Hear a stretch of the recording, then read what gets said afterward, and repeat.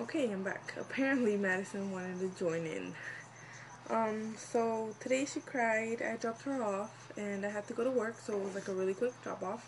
And she started to cry and I just looked at her and I was like, this is not okay. You're fine. You want to come to school, because she does. Like, she wants to go to school. It's just when we get there, she's just all of a sudden doesn't want to be there. But as soon as she walks in the door and I leave, she's fine. So I was like, this is not okay. You're fine. You need to just, either you want to come or you don't want to come. So she said she wanted to come, and so she stayed there. And the teacher said that as soon as I walk out the door, she was fine. And I started talking to the teachers, and she kind of noticed that I wasn't paying attention to her, and she just stopped crying, and she went over to wash her hands, and she sat down to have her breakfast. They eat breakfast there. They feed them breakfast and snack. So she did that, and so that's been going really good. She is kind of still getting used to the routine of getting up at, I usually get up at like 6:40, and I try to put her to sleep around 7:30 p.m. So at 7:30 p.m., when I start getting her dressed and get her PJs on, and most of the time I either put on a movie and for like 5-10 minutes to like wind her down, then I just lay with her until she goes to sleep. Or if she's really tired, I'll just lay with her and I won't do the movie thing.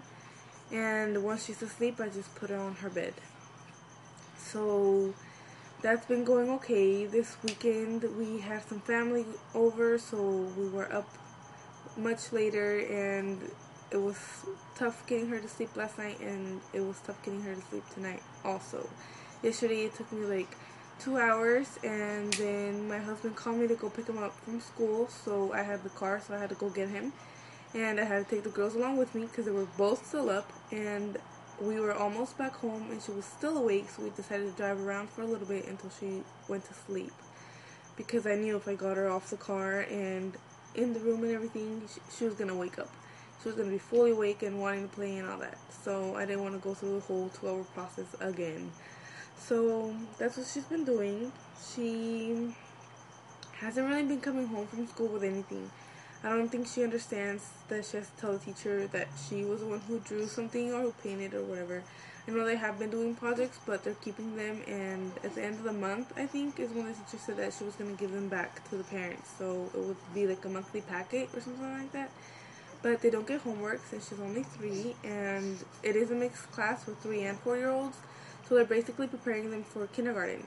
So since she is going to go 2 years, she'll have the advantage of knowing more, or being more prepared.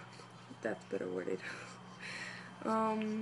She is already, she kind of knows the numbers. Like, she knows from 1 to 10, and she'll kind of start, like, she'll keep going.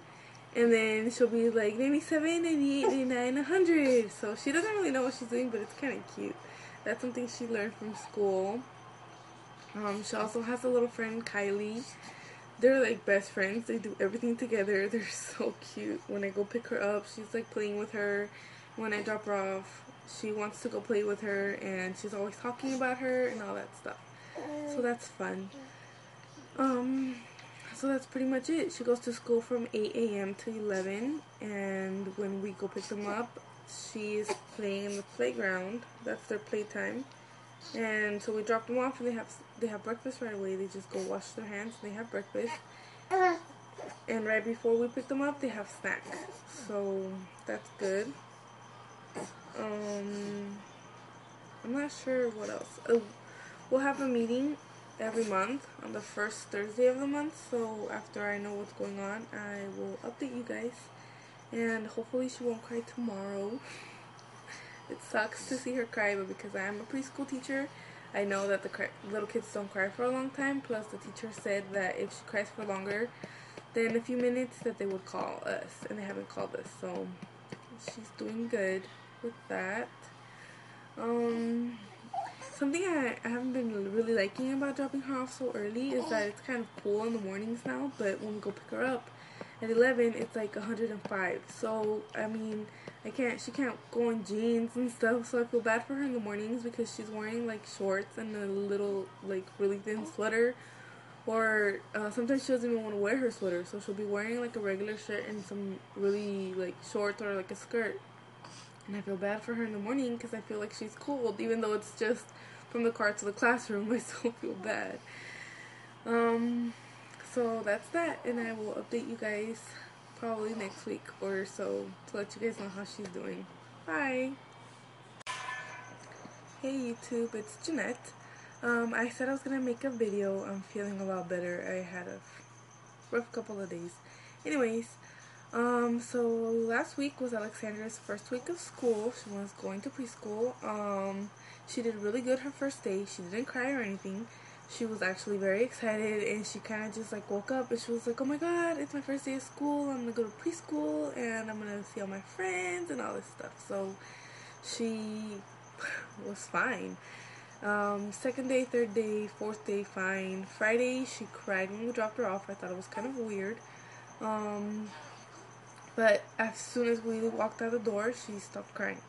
Monday, she cried, and today, Tuesday, she cried as well.